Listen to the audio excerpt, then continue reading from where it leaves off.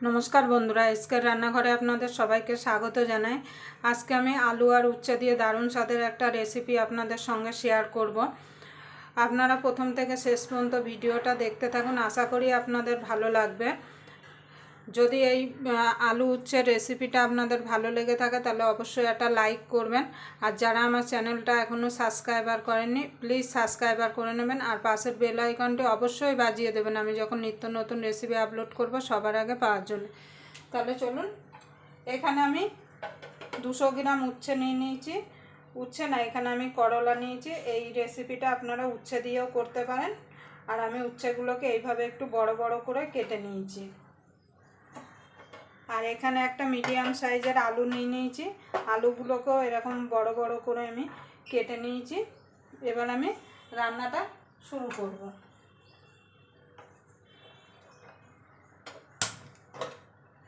অনেকেই আছে যে উচ্ছে খেতে একদম পছন্দ করেন না, উচ্ছের নাম শুনলে পালিয়ে যায়। কিন্তু আমি যেভাবে উচ্ছেটা রান্না করব আপনারা এইভাবে একবার বাড়িতে অবশ্যই রান্না করে দেখবেন।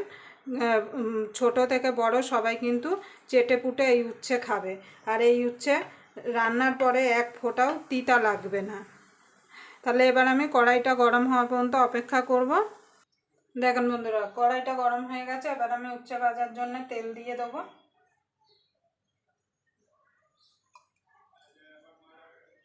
এবার উচ্ছের মধ্যে আমি অল্প করে হলুদ আর লবণ মাখিয়ে নেব।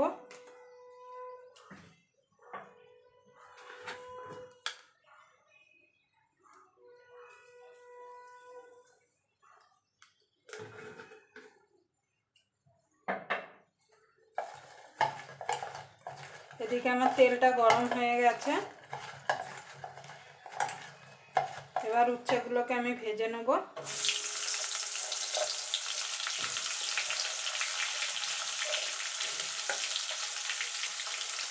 উচ্ছেগুলো ভেজে লাল লাল করে আমি ভেজে তুলে নেব। দেখেন বন্ধুরা, উচ্ছেটা ভাজা হয়ে গেছে। এবার আমি উচ্ছেটাকে তুলে নেব।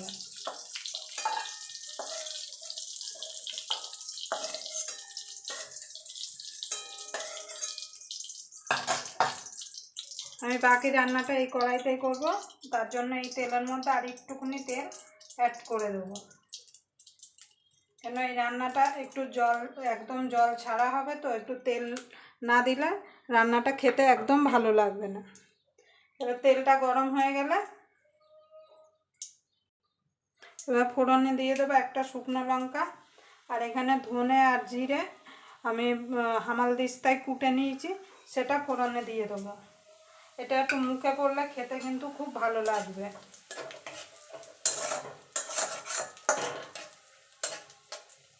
ফোড়নটা ভাজা ভাজা হয়ে গেলে, ফোড়ন থেকে সুন্দর একটা গন্ধ বেরালে আমি এখানে একটু হিং দিয়ে দেবো। এবার এখানে যে আমি আলুটা কেটে রেখেছিলাম আলুটা দিয়ে দেবো।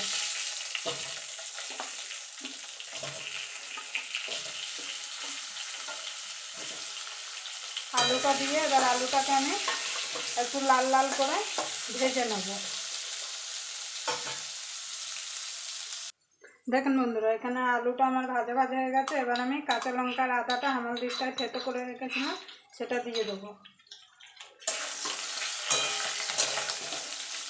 দিয়ে কাঁচা লঙ্কা আদাটা একটু কাঁচা গন্ধ যাওয়া পর্যন্ত একটুখানি নাড়াচাড়া করে নেব। দিয়ে তারপর কিছু শুকনো গুঁড়ো মশলা আমি অ্যাড করব।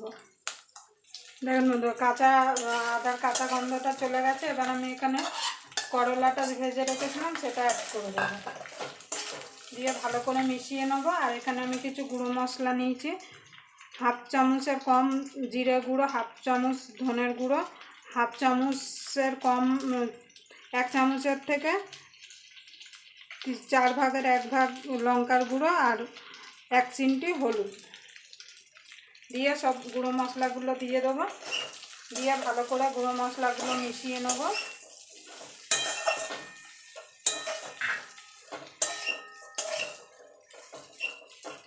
এবার এর মধ্যে আমি একটু লবণ অ্যাড করব।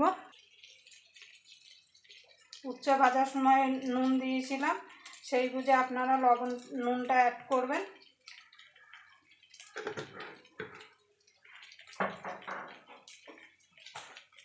সামান্য একটুখানি চিনি দিয়ে দেবো।